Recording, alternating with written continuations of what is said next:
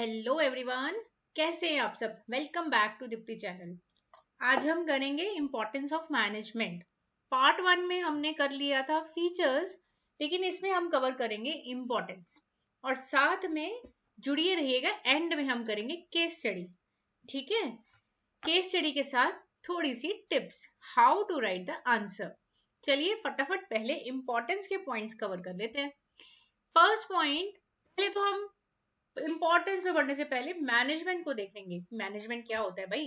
Management हम सबको पता है, मैनेजमेंट एक एसेंशियल फाउंडेशन है बिजनेस की सक्सेस के पीछे। अगर मैनेजमेंट नहीं होगी तो ऑर्गेनाइजेशन कोई भी सक्सेस नहीं हो सकती। ठीक है, सक्सेस हर बिजनेस की चांस या लक से नहीं होती है, स्ट्रेटेजी और प्रॉपर मैनेजमेंट के साथ होती है। वो स्ट्रेटेजी बनाने वाला कौन है? मैनेजमेंट। मैनेजमेंट हर बिजनेस में जरूरी है, चाहे वो सिंगल ओनर हो, चाहे पार्टनरशिप ओनर हो, चाहे पार्टनरशिप हो या फिर कंपनीज हो। हर जगह मैनेजमेंट जरूरी है। डिपेंड करता है कि बस मैनेज कौन कर रहा है। सिंगल ओनर एक बंदा कर रहा है, राइट। पार्टनरशिप में पार्टनर्स कर रहे हैं, राइट। एंड यहाँ कंपनीज में मैनेजमेंट कर रही है, बोर्ड ऑफ डायरेक्टर्स कर रहे हैं, मैनेजर कर रहा है, right. Now success deliberate process है, ठीक है, एक स्ट्रेटेजिकल प्रोसेस है। स्ट्रेटेजी से मिलती है सक्सेस, ऐसे नहीं मिल जाती है कि हाँ भाई किस्मत से आ गई। लैक ऑफ मैनेजमेंट, अगर मैनेजमेंट नहीं होगी तो क्या होगा? वेस्टेज, टाइम, मनी, एफर्ट्स, सब की वेस्टेज। मैनेजमेंट के बिना रिसोर्सेज अनयूज रह जाएंगे और प्रोडक्शन करनी इम्पॉसिबल है और कोई ऑब्जेक्टिव अचीव नहीं होगा, ना तो ऑर्गेनाइजेशन का ना किसी ही इम्प्लॉइज का। चलो इंपॉर्टेंस पे चलते हैं। पहला पॉइंट हमारा इंपॉर्टेंस की मैनेजमेंट क्यों जरूरी है। इंपॉर्टेंस का मतलब समझते हो ना, मैनेजमेंट क्यों जरूरी है। इंपॉर्टेंस मतलब क्या फायदे तो कह लो, या फिर मैनेजमेंट क्यों एक इम्पॉर्टेंट रोल अदा करती है ऑर्गेनाइजेशन में। ठीक है, मैनेजमेंट होनी जरूरी है। क्यों? ताकि ग्रुप गोल्स अचीव हो। अब आपको पता है कि हर बंदे के अपने ऑब्जेक्टिव्स हैं, हर एम्प्लॉय के अपने ऑब्जेक्टिव्स हैं। अब ये मैनेजमेंट को पता है भाई किस तरह से एक बंदे के ऑब्जेक्टिव्स को, इंडिविजुअल ऑब्जेक्टिव्स को मैनेजमेंट जो है ऑर्गेनाइजेशन ऑब्जेक्टिव्स के साथ ढाल देती है। ठीक है, किस तरह से ढाला जाएगा वो कौन देखता है? मैनेजमेंट देखती है। Next is integrate the personal objectives with organisational goals. ठीक है, direct all employees efforts towards common goal. सारे एम्प्लॉइज के एफर्ट्स को कॉमन गोल की तरफ लेके आना मैनेजमेंट का काम है। अलग अलग टैलेंट्स हैं, अलग अलग बंदे हैं, किसी में कोई टैलेंट, किसी में कोई टैलेंट, किसी में अकाउंट्स का टैलेंट, किसी में प्रोडक्शन का टैलेंट है। हर टैलेंट को एक ही सिनर्जी में क्रिएट करना, एक ही मोटिव की तरफ लेके आना, तो वो ग्रुप गोल्स को अचीव करने में हेल्प करता है। इंडिविजुअल एफर्ट को कलेक्टिव सक्सेस में बदल देना। सारी सक्सेस होगी तो लगेगा हर इंडिविजुअल को मैंने सक्सेस करी है। इस तरह से मैनेजमेंट का एक इंपॉर्टेंस बनती है। पहला पॉइंट। दूसरा पॉइंट आता है मैनेजमेंट एफिशिएंसी इंक्रीज करता है। मैनेजमेंट एफिशिएंसी कैसे इंक्रीज करती है? सबसे पहले तो हमें ये पता होना चाहिए बच्चों की एफिशिएंसी क्या है। What is efficiency? एफिशिएंसी का मतलब है वर्क, कोई भी काम हो अपने बेस्ट पॉसिबल वे में करना। ठीक है, किसी भी काम को बेस्ट पॉसिबल वे में करना ताकि कोई भी कॉस्ट, टाइम, सब कुछ रिड्यूस हो सके, रिसोर्सेज वेस्टेज रिड्यूस हो सके। ठीक है, तो उसको बोलते हैं एफिशिएंसी। मान लो कि दो बच्चे हैं जिन्होंने 95 मार्क्स लिए, एक ने 4 घंटे पढ़ाई की और दूसरे ने 8 घंटे। कौन एफिशिएंट हुआ? ऑब्वियसली आप कहोगे मैम 4 घंटे वाला, जिसने सेम नंबर ले लिए। पर 8 घंटे वाला क्या कर रहा था फिर? ठीक है, तो 4 घंटे वाला बच्चा जिसने 95 ले लिए वो एफिशिएंट निकला। नाउ मैनेजर रिड्यूस करता है cost, improve productivity with minimum resource wastage. अच्छा मैनेजर हमेशा प्लान करेगा काम को, ठीक है, इस तरह प्लान करेगा कि मनी, टाइम, एफर्ट कुछ भी वेस्ट ना हो। जैसे फॉर एग्जाम्पल एक स्कूल ने ऑर्डर किया 100 बुक्स, 100 स्टूडेंट्स के लिए 100 बुक्स ऑर्डर कर दी। इंस्टेड ऑफ ऑर्डरिंग 150 बुक्स, 150 नहीं की, 100 की, 100 बच्चों के लिए। इससे क्या होगा? मनी बचेगी, पैसे बचेंगे और अननेसेसरी स्टॉक भी बचेगा। नाउ मैनेजमेंट फंक्शन के ऊपर फोकस करना, प्लानिंग, ऑर्गेनाइजेशन, सारे मैनेजमेंट फंक्शन है, स्टाफिंग, डायरेक्टिंग, कंट्रोलिंग। तो मैनेजमेंट इन सारे फंक्शंस के ऊपर फोकस करती है। अब एक एग्जांपल लेते हैं, चलो आपके स्कूल की लेते हैं। अब एनुअल फंक्शन कंडक्ट करने से पहले प्रिंसिपल क्या करेंगे? प्लान करेंगे। ठीक है, प्लान बनाएंगे, कमेटी बनाएंगे, ड्यूटीज असाइन करेंगे, टीचर्स को गाइड करेंगे, जो कमेटी के टीचर्स होंगे, कमेटी में मेंबर्स होंगे, वो सब ऑर्गेनाइज करेंगे, ठीक है। स्टाफिंग हो गया, डायरेक्ट करेंगे कौन क्या करेगा, फिर उसको कंट्रोल करेंगे ताकि कोई कंफ्यूजन ना हो एंड मोमेंट पे। Now achieving minimum cost with optimum utilisation of resources. Management क्या करता है, ये रिसोर्सेज में कौन कौन आता है भाई पता है? मैन आ गया, मनी हो गया, मटेरियल हो गए, मशीन्स हो गए, मेथड, सब रिसोर्सेज में आते हैं। चलो एक एग्जांपल यहाँ लेके दे बताती हूँ आपको। जैसे एक बेकरी वाला है, अब एग्जैक्ट क्वांटिटी में वो फ्लोर, शुगर, बटर सब कुछ लेगा ताकि उसको केक बनाना है, तो वो नाप तोल के लेगा ना सारा कुछ, ठीक है, ताकि वेस्ट ना जाए कुछ भी, कॉस्ट कम रहे और प्रॉफिट बढ़े और क्वालिटी अच्छी हो, है ना। तो इस तरह से यहाँ हम एक एग्जांपल यहाँ सेट कर सकते हैं। चलो एलिमिनेट वेस्टेज। वेस्टेज कम हो, टाइम की, मनी की, एफर्ट्स की, ह्यूमन एफर्ट्स, ह्यूमन बीइंग इतने एफर्ट डाल रहा है भाई, वेस्ट नहीं होने चाहिए ना। एग्जाम्पल यहाँ पे मान लो एक फैक्ट्री है, ठीक है, जहां वर्कर बैठ के वेट कर रहे हैं भाई रॉ मटेरियल आएगा फिर हम काम करें, क्या है फिर ये, वेट कर रहे हैं, टाइम वेस्ट हो रहा है हम लोगों का। इट मीन्स प्लानिंग नहीं है प्रॉपर, रिसोर्सेज की अवेलेबिलिटी नहीं कराई है आपने, प्रोडक्शन रुकी पड़ी है, टाइम वेस्ट हो रहा है, और आप खर्चा बढ़ा रहे हो, कॉस्ट बढ़ा रहे हो, उनको वेजेस भी देनी पड़ेंगी, उनकी तो दिहाड़ी जल रही है ना, ठीक है। तो एक अच्छा मैनेजर ये इंश्योर करेगा भाई काम शुरू होने से पहले, वर्कर के आने से पहले मटेरियल पहुंच चुका है ताकि प्रोडक्शन चलती रहे स्मूथली। क्लियर हुआ ये पॉइंट? अब चलते हैं नेक्स्ट पॉइंट पे। नेक्स्ट पॉइंट है क्रिएट्स अ डायनेमिक ऑर्गेनाइजेशन। भाई डायनेमिक ऑर्गेनाइजेशन का मतलब होता है कि एक डायनेमिक एनवायरनमेंट। डायनेमिक एनवायरनमेंट का मतलब होता है कि एक changing environment, right. Changing environment में किस तरह से मैनेजमेंट हेल्प करती है ना। मैनेजमेंट कैसे हेल्प करेगी, अब आपको इसके रिलेटेड मैं एक केस स्टडी भी करवाऊंगी, एंड में आपको समझ में आ जाएगा कि डायनेमिक एनवायरनमेंट, डायनेमिक मतलब चेंजिंग एनवायरनमेंट में किस तरह से मैनेजमेंट अपनी ऑर्गेनाइज करती है।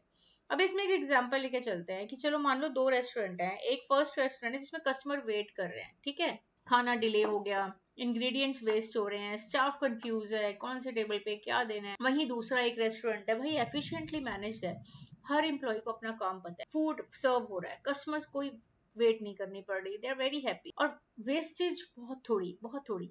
विच restaurant is more efficient? Obviously आप कहोगे मैम सेकंड वन। क्यों? क्योंकि वहां पे अच्छी मैनेजमेंट है, गुड मैनेजमेंट की वजह से सेकंड जो है रेस्टोरेंट एफिशिएंट मानते हैं, राइट। चलो मैं आपसे एक क्वेश्चन पूछती हूँ, आप में से कितने ऐसे बच्चे हैं जो अभी भी वो पुराना वाला कीपैड वाला छोटा फोन यूज करते हैं? है कोई ऐसा? नो, नहीं ना। आज वर्ल्ड चेंज हो रहा है, डायनेमिक एनवायरनमेंट है भाई, सबके पास आईपैड्स, आईफोन्स, या फिर दे हैव स्मार्टफोन्स। टेक्नोलॉजी के साथ चलना है, अब पुराने फोन में थोड़ा ना रहना है ना। तो दैट्स वाई अब मान लो, ठीक है, कि एक मोबाइल कंपनी है अभी भी स्टिल कीपैड फोन्स बना रही है, और वो अपने आप को उसने चेंज नहीं किया अकॉर्डिंग टू चेंजिंग एनवायरनमेंट, वो अपने आप को प्रोडक्शन में इन्वॉल्व नहीं हुई है नई टेक्नोलॉजी में। तो क्या वो सरवाइव कर पाएगी? नहीं ना। नो मैम, नहीं, वो तो कैसे सरवाइव करेगी, उसकी सेल ही नहीं होगी, राइट। ठीक है, यूज होते हैं बट बहुत कम होते हैं, तो सेल नहीं होंगी, कम सेल्स होंगी। तो इसको बोलते हैं डायनेमिक ऑर्गेनाइजेशन बेटा। डायनेमिक ऑर्गेनाइजेशन का मतलब होता है कि एक अपने आप को अडेप्ट कर लेना according to changing business environment. अब आजकल पढ़ाई मेथड्स देख लो, पढ़ाई के हम लोग अपने आप को इन्वॉल्व, पहले हम लोग ब्लैक बोर्ड से पढ़ाते थे, चौक से पढ़ाते थे, फिर धीरे धीरे टाइम चेंज हुआ, हमने मार्कर से पढ़ाना शुरू किया, अब धीरे धीरे और टाइम चेंज हो गया, we are using digital pads, है ना। हम ये डिजिटल बढ़ा रहे हैं आप लोगों को, हमारी स्क्रीन ही हमारा ब्लैक बोर्ड बन चुका है ना। तो ये सब क्या है, ये डायनेमिक ऑर्गेनाइजेशन है। हर एक ने अपने आप को चेंज करने की कोशिश की ताकि हम डायनेमिक सिचुएशंस में, एनवायरनमेंट में अपने आप को ढाल सके। जैसे कोविड आया, कोविड की हेल्प से भी हम, कोविड की वजह से हम लोग मोस्टली सब डिजिटाइजेशन सीख गए कि हाँ कैसे हमने ऑनलाइन स्क्रीन पे पढ़ाना है, आज हम सब सीख चुके हैं। उसके बाद ऑनलाइन स्टडीज का इतना ज्यादा बढ़ चुका है कि we are doing courses online, right. तो ये क्या है, ये डायनेमिक ऑर्गेनाइजेशन है, डायनेमिक एनवायरनमेंट है। इसी तरह से हर ऑर्गेनाइजेशन अपने आप को चेंज कर रही है, पीछे ना रह जाए, बंद ना हो जाए, डायनेमिक एनवायरनमेंट के साथ अपने आप को ढाल रहे हैं, ठीक है। इसमें कुछ पॉइंट्स हैं, ऑर्गेनाइजेशन अडेप्ट कर रही है, okay. Management convince employees to embrace change. Management भाई हेल्प करती है ना भाई अपने एम्प्लॉइज को कि आप चेंज को एक्सेप्ट करो, अपने आप को बदलो, अपडेट करो। जैसे फॉर एग्जांपल बैंक है, बैंक ने अगर डिजिटल बैंकिंग सॉफ्टवेयर इंट्रोड्यूस कर दिया, कुछ एम्प्लॉयज तो डरेंगे, अरे सर हम कैसे करेंगे, हमें तो नहीं आता, बिकॉज कभी हमने किया ही नहीं है। तो मैनेजर क्या करेगा, मैनेजर क्या करेगा, उनको निकाल देगा? नहीं नहीं भाई, रिक्रूटमेंट करना अपने आप में बहुत बड़ा खर्चा होता है। मैनेजमेंट उनको ट्रेनिंग देंगे, ठीक है, उनको ट्रेनिंग देंगे, उनको हेल्प करेंगे, उनकी नौकरियां नहीं जाएंगी, उनको मोटिवेट करेंगे कि आप लोग अपने आप को चेंज करो, सीखो सिस्टम को, है ना। तो this is one of the example, demonstrate that change benefit both parties. अब ऐसा होना चाहिए ना, बेनिफिट बोथ पार्टी, सबको सबको हेल्प हो, है ना, किसी का नुकसान थोड़ा ना हो चेंज करने से। भाई ये तो ना कि पुराने एम्प्लॉयज निकाल दो, नए हायर कर लो, नहीं ना, तो ऐसे नहीं होता। तो ट्रेनिंग दो उनको, उनको भी मोटिवेट करो, स्मार्ट बनाओ।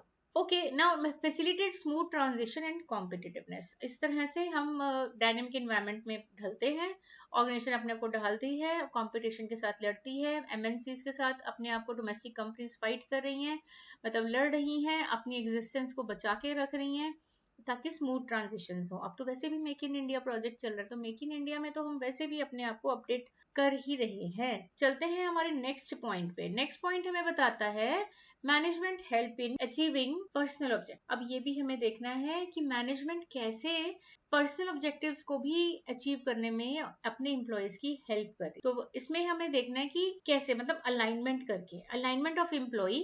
मेरे गोल्स हैं भाई, मैं ऑर्गेनाइजेशन की एम्प्लॉय हूँ, लेट्स सपोज मेरे गोल्स हैं, मैं मैनेजर बनना चाहती हूँ, ऑर्गेनाइजेशन के गोल्स हैं तो वो भी मुझे अचीव करने हैं, अपना गोल भी अचीव करना है।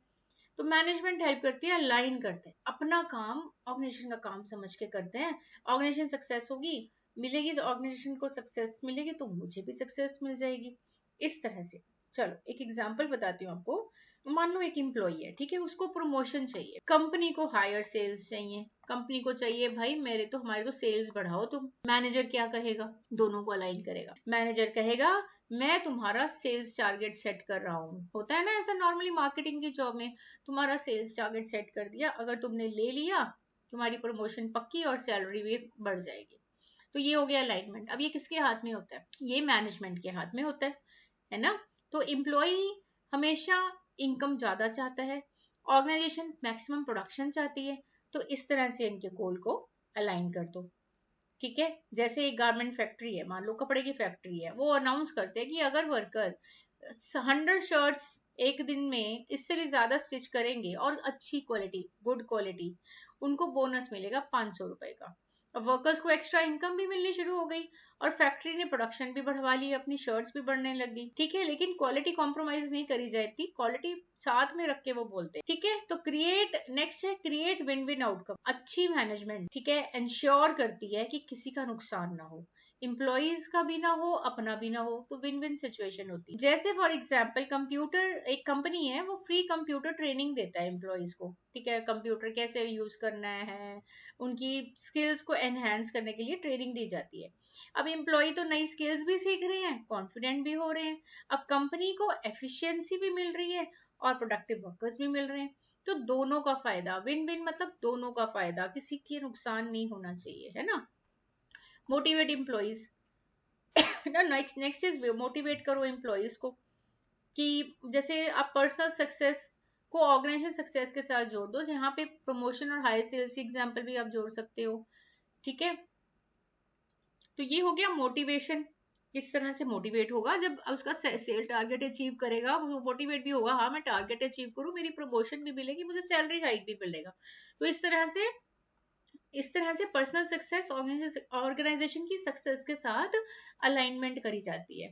तो ये पॉइंट हमें ये बोलता है अचीविंग पर्सनल ऑब्जेक्टिव्स। तो आपको जब केस स्टडी आती है ना बेटा, केस स्टडीज में आप ध्यान रखना, आपको इनमें से कोई भी पॉइंट कैच करना होता है कि किस पॉइंट के बारे में बात कर रहे हैं। जैसे में हम केस स्टडी करते हैं, एक पॉइंट बाकी है केस स्टडी, उसके बाद करते हैं। जैसे मैनेजमेंट सोसाइटी की हेल्प भी करती है, सोसाइटी की ओवरऑल डेवलपमेंट में मैनेजमेंट का बहुत बड़ा रोल रहता है। तो मैनेजमेंट की ये सबसे बड़ी इंपॉर्टेंस एक और है कि सोसाइटी का भी ध्यान रखना होता है, सोसाइटी को गुड क्वालिटी की गुड्स दो, प्रोडक्शन बढ़ाने के चक्कर में ना क्वालिटी को कॉम्प्रोमाइज नहीं करना, तो दैट इज क्वालिटी गुड। अब टारगेट सेट कर दिया एम्प्लॉयज का कि भैया टारगेट दे दिया, तुम सेल्स को बढ़ाना है, अब वहां क्वालिटी थोड़ा ना कॉम्प्रोमाइज करेंगे, तो सोसाइटी का ध्यान रखना पड़ता है। सोसाइटी का ध्यान जो रखती है वही इंपॉर्टेंस है मैनेजमेंट की, तो मैनेजमेंट ध्यान रखती है क्योंकि अगर क्वालिटी तुम्हारी गिर गई तुम्हारी ऑर्गेनाइजेशन सारी जाएगी। इसलिए क्वालिटी की, अब शर्ट्स की एग्जांपल ली थी, जैसे जो शर्ट्स 100 से ज्यादा प्रोड्यूस करेगा उसको 500 बोनस मिलेगा पर डे, है ना। अब प्रोडक्शन तो बढ़ा रहे हैं, लेकिन एक साथ में कहा ना उन्होंने कि गुड क्वालिटी। अब ये नहीं घटिया तुम सिलाई करो बैठ के, धागे तोड़ते जाओ और शर्ट पे शर्ट बनाते जाओ। तुम्हारी वहां पे चेकिंग होती है भाई, क्वालिटी चेक होता है कैसा बनाया है तुमने। तो गुड क्वालिटी गुड्स ने सोसाइटी का भी ध्यान रख के आगे, मैनेजमेंट की यही इंपॉर्टेंस है। मैनेजमेंट ध्यान रखती है कि क्वालिटी नहीं सफर करनी चाहिए। एक जैसे एक और एग्जांपल बताती हूँ आपको, जैसे आपने हेलमेट लिया, ठीक है। अब कंपनी अगर क्वालिटी पे कॉम्प्रोमाइज कर दे, हेलमेट की क्वालिटी पे, क्योंकि हेलमेट एक बहुत बड़ी लाइफ सेवर चीज है। सोच के देखो, कोई भी अगर एक्सीडेंट हो जाए, अगर हेलमेट पहना हो अच्छी क्वालिटी का और वो बंदा बच जाए, है ना, और वो बंदा बच जाए, उसको कुछ ना हो, तो सोचो कितनी बड़ी इस कंपनी की एक अचीवमेंट होगी कि उन्होंने इतनी अच्छी क्वालिटी का हेलमेट बनाया कि एक लाइफ सेवर बन गया किसी के लिए, राइट। तो अगर आप इस चीज पे ध्यान ना दो, सेफ्टी पे ध्यान ना दो, हेलमेट पे की प्रोडक्शन बढ़ा दो, क्यों प्रॉफिट कमाना चाहते हैं ऑर्गेनाइजेशन, अगर ऐसा हो और हेलमेट उस बच्चे बंदे को बचा ना पाए, तो क्या होगा, क्या होगा, है ना। तो इसलिए जो ऑर्गेनाइजेशन है अपनी क्वालिटी के ऊपर कॉम्प्रोमाइज नहीं करती, और उसका ध्यान कौन रखता है, मैनेजमेंट ध्यान रखती है। क्योंकि अगर आपकी सेल्स एक बार गिरनी शुरू हो गई तो वो सेल्स बहुत मुश्किल हो जाएगी। आप क्वालिटी को अपग्रेड करो, हमेशा अच्छा रखो, और इसका ध्यान मैनेजमेंट रखती है, ठीक है। तो दोनों का फायदा है, कस्टमर और सोसाइटी। अब है एम्प्लॉयमेंट अपॉर्चुनिटीज, वर्कर्स के लिए एम्प्लॉयमेंट अपॉर्चुनिटीज जनरेट करना। अब जैसे फॉर एग्जांपल टाटा मोटर्स ने अगर नया प्लांट खोल दिया कहीं पे, वो इंजीनियर भी हायर करेंगे, टेक्नीशियन भी हायर करेंगे, ड्राइवर भी हायर करेंगे, सिक्योरिटी गार्ड, अकाउंटेंट, कितने वर्कर्स को हायर किया जाएगा एक नए प्लांट खोलने की वजह से, है ना। तो एक एग्जांपल लिख सकते हो यहाँ पे, जैसे टाटा मोटर्स की हो गई। फिर हो गया प्रोडक्शन, जैसे इंक्रीज कंट्रीब्यूटिंग टू जीडीपी। हाँ, प्रोडक्शन इंक्रीज करो, अपनी कंट्री की जीडीपी ग्रोथ में इजाफा करो भाई। प्रोडक्शन इंक्रीज करना एक चीज है, क्वालिटी को साथ में रखना दूसरी चीज, ठीक है। तो दोनों मैनेजमेंट का काम है। जैसे फॉर एग्जांपल, यहाँ पे भी एक एग्जांपल है मेरे पास आपके लिए। जैसे एक डेयरी कंपनी है, डेयरी कंपनी ने मिल्क प्रोडक्शन बढ़ा दी, 10,000 लीटर दूध जो बना रही थी, अब उसने 20,000 लीटर पर डे कर दिया। थ्रू कैसे कर दिया, कैसे कर दिया, बेटर मैनेजमेंट के साथ, अच्छी मैनेजमेंट के साथ, क्वालिटी पे कॉम्प्रोमाइज नहीं किया, प्रोडक्शन बढ़ा दी। तो जीडीपी में ग्रोथ हुई ना, जीडीपी में इजाफा होगा जितनी प्रोडक्शन बढ़ेगी, है ना। तो आगे है support societal wellbeing alongside organisation success. Now सबका भला सोचना है, मैनेजमेंट सबका भला सोचती है। स्कूल्स बनाती है मैनेजमेंट, हॉस्पिटल्स बनाती हैं, ट्रीज लगवाते हैं, नेचुरल डिजास्टर में डोनेशन देते हैं। तो इसको बोलते हैं कॉर्पोरेट सोशल रिस्पॉन्सिबिलिटी, सीएसआर, ठीक है। सीएसआर में एक बड़ी एक लाइव एग्जांपल है, जैसे टाटा ग्रुप है। टाटा ग्रुप जो है बिजनेस चल रहा है, ठीक है, सक्सेसफुल बिजनेस के साथ साथ टाटा हॉस्पिटल्स बना रही है, एजुकेशनल इंस्टीट्यूशंस भी बना रही हैं, चैरिटेबल ट्रस्ट खोले हुए हैं। ये क्या शो करती है, शो करती है मैनेजमेंट। मैनेजमेंट जो है कंट्रीब्यूट करती है not to only business success, सिर्फ बिजनेस सक्सेस की तरफ नहीं दौड़ रहे, बल्कि सोसाइटी की सारी डेवलपमेंट साथ में हो रही है, डेवलपमेंट ऑफ सोसाइटी ऑल्सो, ठीक है जी। तो यहाँ पे हमने ये डिस्कस कर लिया। अब आगे चलते हैं हमारे केस स्टडी पे, जो आपको मैं दिखा रही हूँ यहाँ पे। केस स्टडी जो है एबीसी लिमिटेड है। अब इसमें बेटा आप पढ़ के देखना आराम से, वीडियो पॉज करके, मैं आपको क्रक्स बता रही हूँ। एबीसी लिमिटेड एक फास्ट फूड रेस्टोरेंट है, इंडिया में उनकी चेन्स हैं, लेकिन धीरे धीरे 2 सालों से ना उनके प्रॉफिट गिर रहे हैं। आप जब पढ़ोगे आपको समझ में आ जाएगा। जो प्राइमरी चैलेंज रह गया वो है कि बाहर से एमएनसी जो फास्ट फूड चेन्स आ रही हैं वो उनका कॉम्पिटिटर है बहुत बड़े, और कस्टमर शिफ्ट हो रहे हैं। अब मैनेजमेंट ने क्या डिसाइड किया भाई, स्ट्रेटेजी बनाई, मेन्यू इनोवेशन कर दिया, मेन्यू चेंज किया, इंटरनेशनल मेन्यूज के अकॉर्डिंग अपना मेन्यू चेंज कर दिया, एम्प्लॉयज को बाहर भेजा, भाई ट्रेनिंग लेके आओ कि ऐसा क्या है ना। The company make sure that, उन्होंने ये भी कहा कि फ्रेश फूड सिर्फ सर्व होगा और लेफ्ट ओवर फूड जो है वो स्लम एरिया में बांटा जाएगा। नाउ ये प्रॉफिट इंक्रीज करने के लिए उन्होंने वेस्टेज का बहुत ध्यान रखा और ऑप्टिमम यूटिलाइजेशन किया रिसोर्सेज का। तो ये है केस हमारे पास, हमें बताने हैं कि मैनेजमेंट की यहाँ पे कौन से इफेक्टिव जो है इंपॉर्टेंस आपको नजर आ रही है। तो आपने कहना है नंबर 1 एफिशिएंसी इंक्रीज करना। नाउ एफिशिएंसी इंक्रीज कहाँ से पता चली, आप डिटेल बताओगे। टिप इज दैट, ठीक है, मैंने स्टार्टिंग में कहा था कि एक टिप है, वो ये है बेटा, जब आप केस स्टडी लिखते हो ना, नंबर कटते हैं। बिजनेस स्टडी में नंबर क्यों कटते हैं? जब बच्चे केस स्टडी लिखते हैं ना, जब भी आप पॉइंट लिख रहे हो, इंक्रीज एफिशिएंसी हाइफन, आगे आप अपनी डिटेल लिख दोगे, ब्ला ब्ला ब्ला, एफिशिएंसी इंक्रीज होनी चाहिए, ये होनी चाहिए, वो होनी चाहिए, लेकिन ये केस है। एबीसी लिमिटेड को उठा के आप डिस्क्राइब करो यहाँ पे कि एबीसी लिमिटेड ने एफिशिएंसी इंक्रीज करने में अपने मैनेजमेंट ने ध्यान दिया। कैसे? एबीसी लिमिटेड ने प्रॉफिट को इंक्रीज करने के लिए वेस्टेज पे कंट्रोल किया और ध्यान रखा और रिसोर्सेज को बेटर यूटिलाइज किया। एबीसी लिमिटेड का नाम लेके उनकी लाइन को यहाँ पे इन्वॉल्व करो, उन्होंने क्या किया, समझे? सेकेंड पॉइंट हमारे पास आ रहा है, creates dynamic organisation. Dynamic organisation मतलब चेंजिंग एनवायरनमेंट। कैसे? अब देखो, आप क्या लिखोगे हाइफन डाल के, dynamic environment. ABC limited ABC Limited faced tough competition from international fast food chains. So they make a strategy for the menu innovation. Menu को innovate किया and they send their employees abroad for training, right? So that they can also cope up with the changing environment and they can also exist themselves, survive themselves in the tough competition. So आपने case को लेके यहाँ describe किया point, अपना ही भाषण लिख के नहीं आ जाना, अपनी नॉलेज, आपको बहुत नॉलेज है, वी ऑल नो, बट आपका यहाँ पे पेपर क्या मांग रहा है, चेकर क्या मांग रहा है? चेकर मांग रहा है आपकी अंडरस्टैंडिंग अबाउट केस। ठीक है, आपसे स्ट्रेट फॉरवर्ड आंसर पूछिए, आप अपनी नॉलेज लिखो सारी, लेकिन जब केस पूछ लिया ना बेटा, केस को उठा के लिखो। ठीक है, अब थर्ड आता है डेवलपमेंट ऑफ सोसाइटी। ये थर्ड पॉइंट है, बताओ डेवलपमेंट ऑफ सोसाइटी।